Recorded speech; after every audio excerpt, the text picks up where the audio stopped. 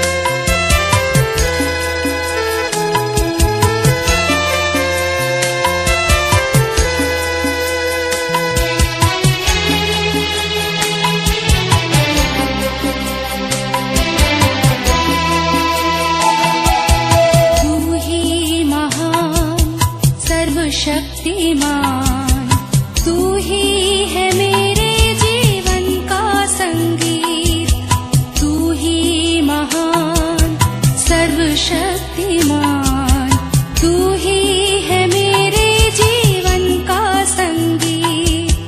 हृदय के तार छेड़े झनकार, हृदय के तार छेड़े झनकार, तेरी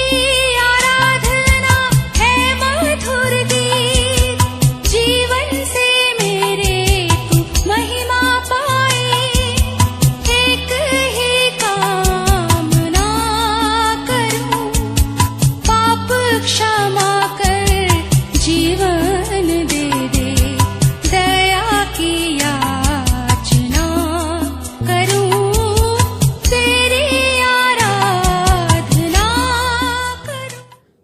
प्रभु का धन्यवाद हो कि मेरा विश्वास है कि आपने इस गीत के द्वारा आशीष को प्राप्त की है और ये पूरे दिन भर के लिए एक नई ताजगी आपको देगा। दिन भर प्रभु की ताजगी में आप बढ़ेंगे। एक और नए विषय को लेकर आज मैं आपके बीच में हूँ। परमेश्वर ने हर रोज एक नए विषय देता है ताकि हम नए विषयों को लेकर अपने जीवन को उन्नति करें। आज जो देश और दुनिया की सबसे बड़ी समस्या है, उस समस्या को लेकर मैं आपके सामने आया हूं।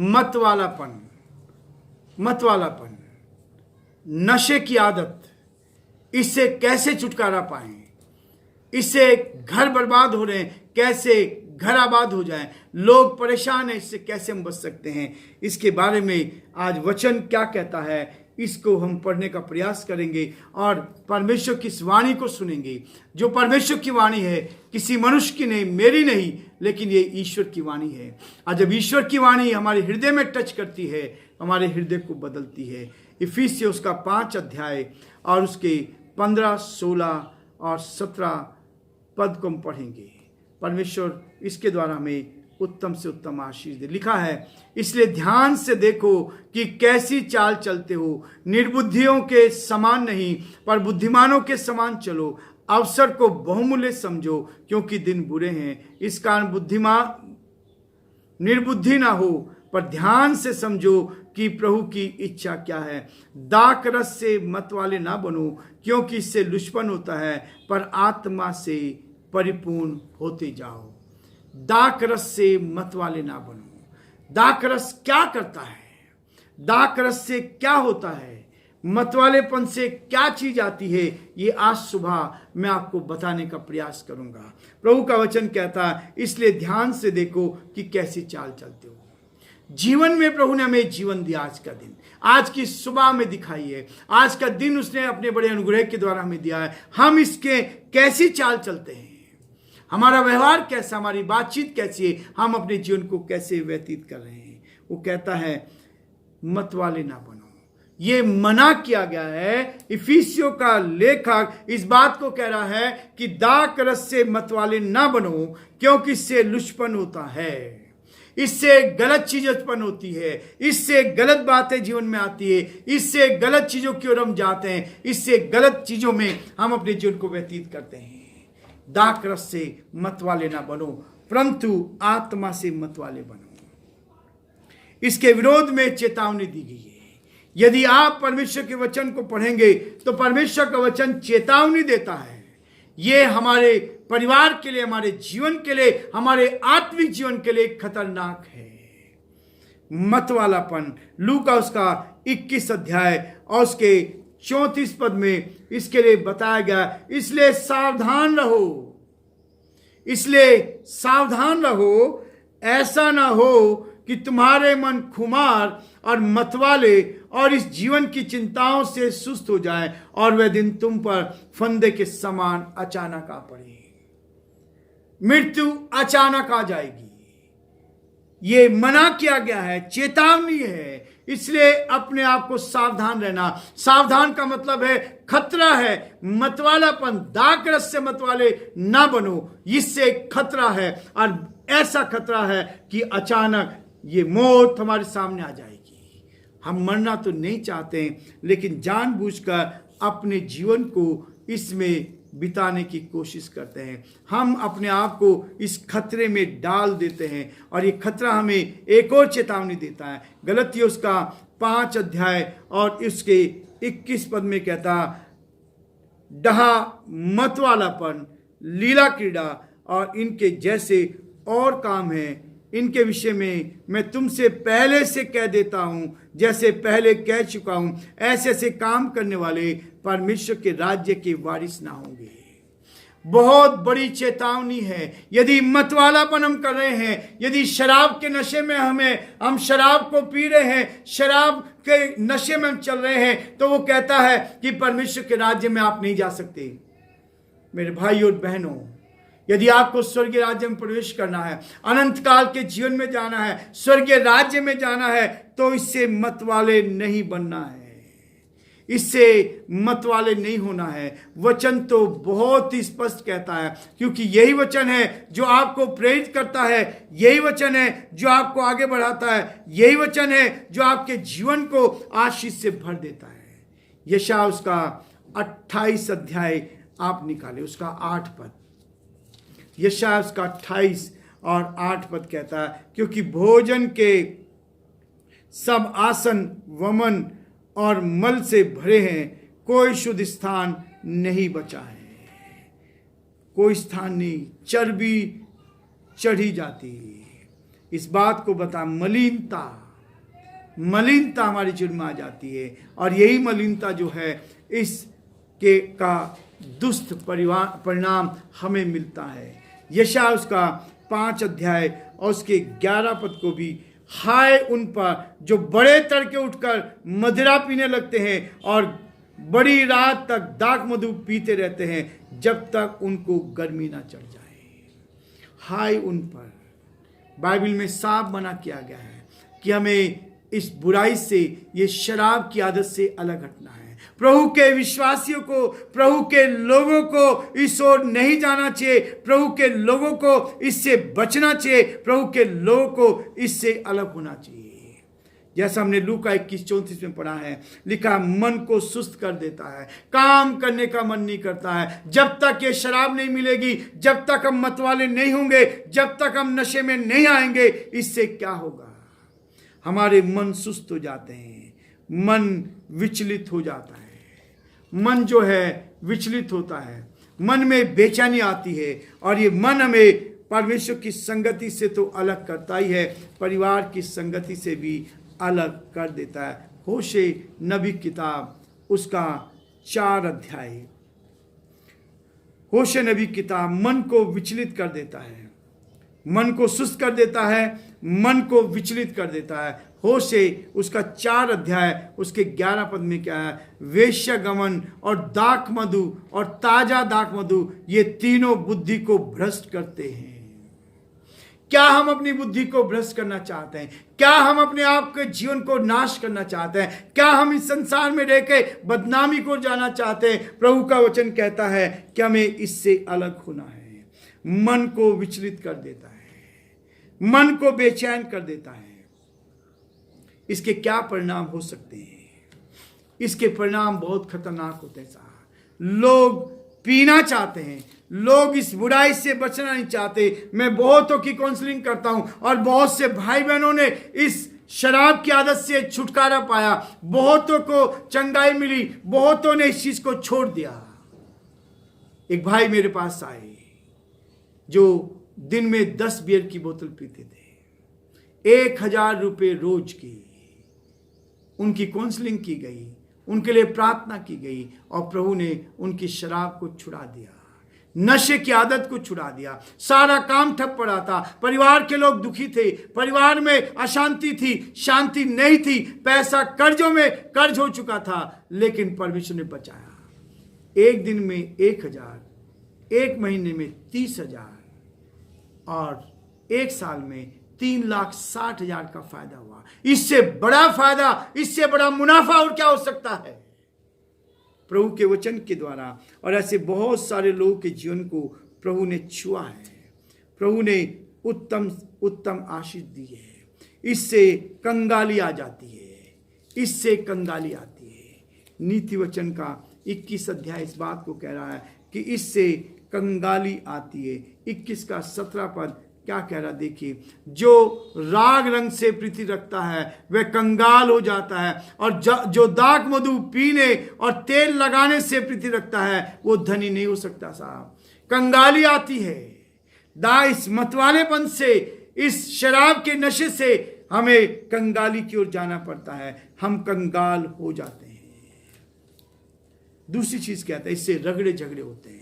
वचन बाइबल बहुत स्पष्ट कहती है, शराब के घर में, शराबी के घर में हमेशा झगड़े रहते हैं, रगड़े झगड़े उत्पन्न होते हैं। नीति वचन उसका 23 अध्याय और उसके 29 पद को आप देखेंगे। 2903, कौन कहता है हाय, कौन कहता है हाय, हाय हाय, कौन झगड़े रगड़े में फंसता है, कौन बकबक करता है, किसके अकान घाव होते हैं, किसकी आंखें लाल होती है, उनकी जो दाक मधु देर तक पीते हैं और जो मसाला मिला हुआ दाक मधु ढूंढने को जाते हैं।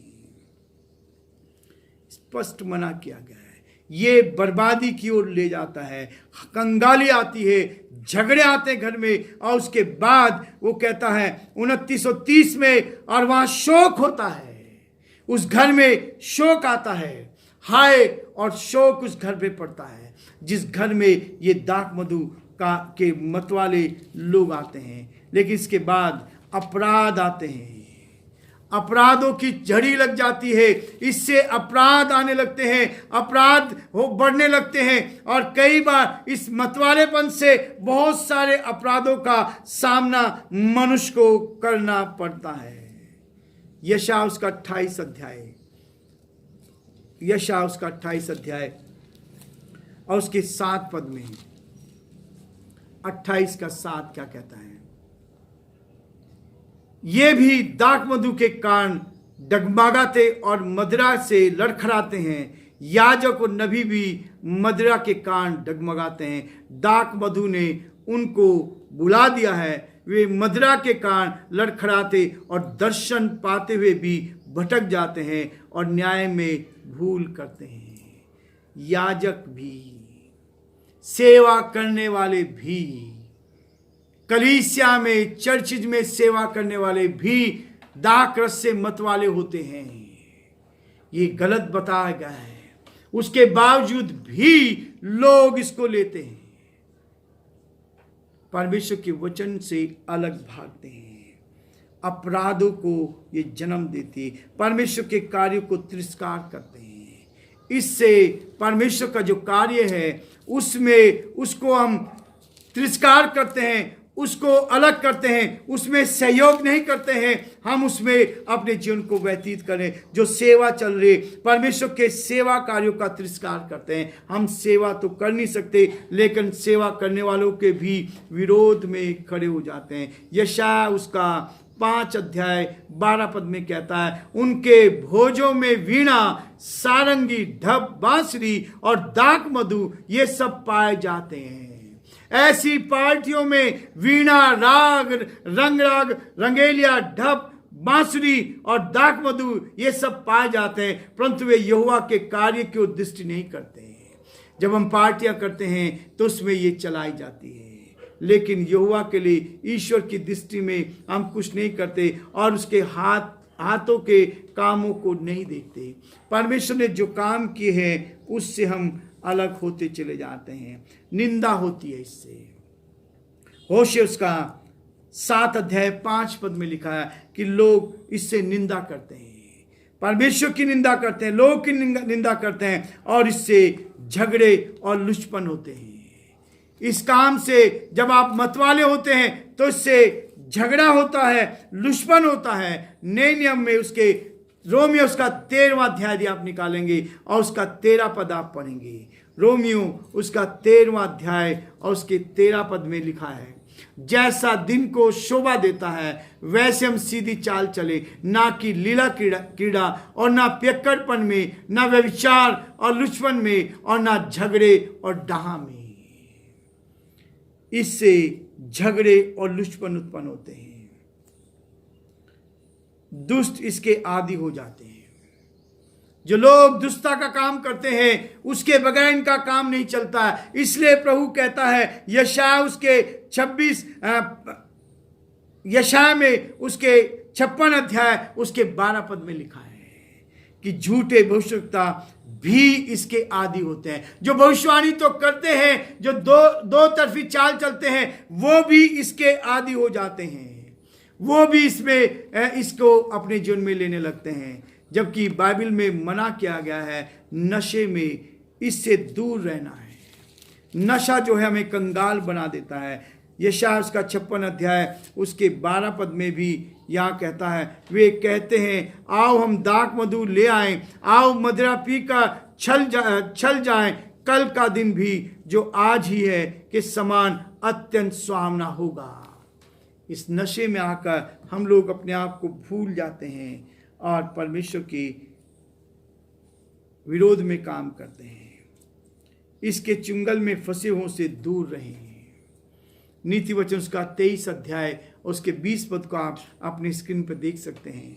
इनसे दूर रहे, उन पर हाय कहा गया है जो इसके आदी हो चुके हैं। यशायाह उसका 5 अध्याय उसके 11 और 12 पद में लिखा है कि हाय उन पर जो इसके आदी हो गए हैं, हाय उन पर जो इसके आदी हो गए हैं, जो दूसरों को इसके लिए उभारते हैं। हम क्या करते हैं? हम दूसरों को पिलाने की कोशिश करते हैं। जो सही रास्ते पे चल रहा है उसको गलत रास्ते पे, वो भी मेरे साथ इस मत वालेपन में आ जाए, वो भी मेरे साथ पार्टी बनाए। जब मैंने प्रभु को ग्रहण नहीं किया था, बचपन की बात है, टीनेज में जब मैं था, तो लोग मुझे बीड़ी पिलाने की कोशिश करते थे और तब प्रभु ने मेरे सामने उस समय से रखा था, आज ये मुझे पिला रहे, कल मुझसे पिएंगे। इसलिए प्रभु ने हमें इस बात से अलग रखा। जो दूसरों को इसके लिए उभारते हैं, हबक्कुक उसका 2 अध्याय उसका 15 पद में लिखा है, वह स्वर्ग से वंचित हो जाएंगे। जो मतवालापन में रहते हैं, गलतियों उसका 5 अध्याय 21 पद में और 1 कुरिन्थियों 6 अध्याय और उसके 10 पद में स्पष्ट लिखा है कि वो स्वर्ग में नहीं जा सकते हैं। लोग कहते हैं हम तो स्वर्ग के वासी हैं, कलीसिया में भी शराब पीकर जाते हैं, शराब के आदी हो जाते हैं, लेकिन वचन कहता है कि वो स्वर्ग से वंचित हो जाएंगे। जो लोग इसके आदी होते हैं, 1 कुरिन्थियों उसका 6 अध्याय उसके 10 पद में लिखा है, ये मैं अपनी ओर से नहीं कह रहा हूं, लिखा ना चोर, ना लोभी, ना पियक्कड़, ना गाली देने वाले, ना अंधेर करने वाले परमेश्वर के राज्य के वारिस ना होंगे। कई ईसाई लोग इसके जीवन के आदी हो जाते हैं। परमेश्वर कहता है इससे इसका दंड तो भयानक है, इसका दंड तो नरक में है, इसका दंड तो नरक की है। मत्ती उसका 24 अध्याय और उसके 49, 50 और 51 पद में लिखा है। मत्ती उसका 24 अध्याय आप देखेंगे कि इसका भयंकर परिणाम होते हैं। 24, 49 पद में बहुत स्पष्ट लिखा है। क्या लिखा है? और अपने साथी दासों को पीटने लगे और पियक्कड़ों के साथ खाए पिए, तो उस दास का स्वामी ऐसे दिन आएगा जब वह उनकी बाट ना जोते हो और ऐसी घड़ी जिसे वह ना जानते हो आ जाएगा। तब वह उसे भारी ताड़ना देगा और उसका भाग कपटियों के साथ ठहराएगा, वहां रोना और दांतों का पीसना होगा। लोग कहते हैं पीने से तो क्या है, यीशु मसीह ने भी तो शादी में दाखरस बनाया था, दाखरस बनाया था। लेकिन वो कहता है, यीशु मसीह कह रहे हैं कि वहां क्या होगा, उसको नरक की आग में डाल दिया जाएगा। पियक्कड़पन कभी भी स्वर्गीय राज्य में प्रवेश नहीं कर सकते हैं। प्रभु हमें हमारी सहायता करे। यदि आपको इससे बचना है तो आप हमें कॉल कर सकते हैं, हम आपका मार्गदर्शन करेंगे। इस मतवालेपन से प्रभु आपको छुटकारा देना चाहता है। बहुत सारे लोगों ने इस नशे की आदत को छोड़ा, बहुत सारे लोगों ने इस नशे से अलग हुए हैं। आज परमेश्वर आपको भी चाहता है इस बुराई से जो समाज में भी है, ये हर कोई है, चाहे कोई क्यों ना हो, हिंदू, मुस्लिम, सिख, ईसाई, सब इस नशे के आदी हैं। और मित्रों, प्यारे भाई और बहनों, जिनके कानों में आज आवाज जा रही, मैं आपसे निवेदन करना चाहता हूं, इस बुराई को छोड़ें, अपने परिवार में आनंद लाएं, अपनी आवश्यकताओं की पूर्ति देखें। आप परमेश्वर आपकी सहायता करेगा और इसके द्वारा प्रभु आपको बहुत आशीष दे। ये वचन में लिखा है, बाइबल में मना किया गया है, इस मतवालेपन से हमें अलग रहना है। प्रभु हम सबकी सहायता करे और प्रभु का हाथ हमारे साथ बना रहे।